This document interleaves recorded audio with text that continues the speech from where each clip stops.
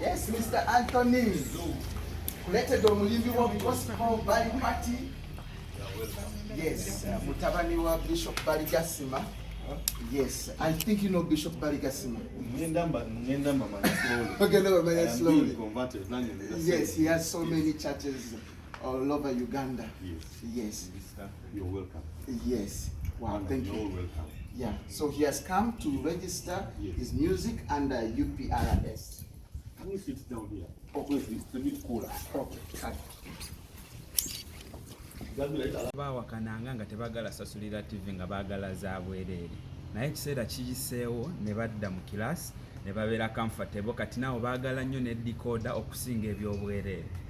Nga bwe tubeera mu class tikyaba omu naye wali abakulembera ekibiina, waliyo n'abasemba, waliyo n'ababeera emabega. So ekintu kya UPRS bwe kyajja waliwo abakibuukira ne bakitegeera mangu ne wabeerawo abo abaludde emabega naye nga bajja terera mpolampola. Tukkiriza nti abantu abamu bajja kwesootinga era badde mu line. Tukkiriza era tubasabira baterere mangu. These decisions ngenzo zikola after seeing akatambika mama waffe Judith Babirye. Nalabye akatambika mama Judith Babirye n'enkaaba amaziga.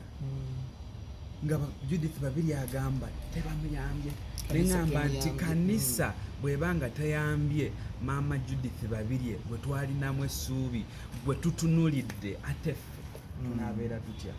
Nengamba nti waliwo ekirina okukolebwa ne tutunula ne tulaba baliwo abavuddeyo ng'ekitongole okuyamba abayimbi nga the right people bali UPRS. That is why tuli wano twewandisiza era mwenna tubagamba mudde mu line muve mabega mudde mu maaso. Okulaba international gospel artist nga Bali party ngaze wano katika mbabulire Bali party mutabani wa Bishop Baligasima aina makanisa manji mu Uganda, branch nyingi mu East Africa. Chovolaba bwaba wa Bishop omulala achiwakanya feka statufunye Bishop Baligasima nasindika mutabani we aje. Inze nkubiriza abayimbi bonna aba gospel mujje mwewandise mu UPRS musobole okufuna mu talanta zammwe, musobole okufuna mu music wammwe nga buli yenna jazanya nga ofunayo akachi tewabaawo omuntu yenna ababuzabuza olwaleero tufunye Bishop asindise mutabani we Bishop Baligasima. Kati wabaawo Bishop yenna agamba nti temwewandisa oyo temumugoberera. Because twagala okulaba nga music wo abake dala kwelikola ki kwagenda. President bagamba oli bloka wa UPRS kusasula sente mmeka?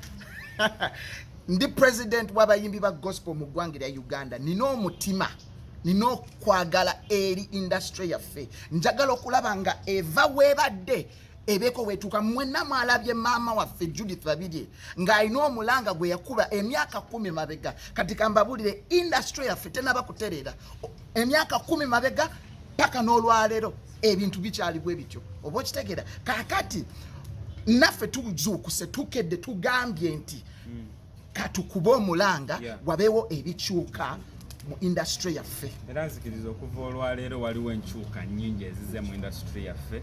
So other people tubaaniriza come register industry. Njagala okulaba abayimbi ba gospel nga bavuga amamotoka nga Bali party, nga basula mu nyumba ennungi nga Bali party, nga batambula amawanga nga Bali party. Kati omuntu ngono ali obulungi bw'aba asazeewo okujja mu UPRS olwo gw'alina embeera gy'oyitamu.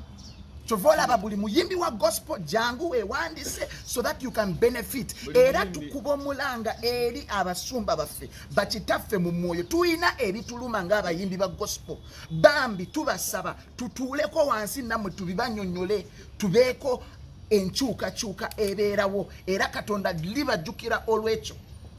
Nkiwagira nnyo kubanga mu nsi z'ebweru bwe kityo bwe kiri. Bagula music wange si wabwere. Endagana gy'okwa ne UPRS ya lifetime oba iriko ebbanga lyegenda okumala? Ebbanga liba stipulated kati eyo time gye tugendako wano tugenda bisoma byonna tubitegeere byonna tusayininge nga buli kimu kiri kiriya.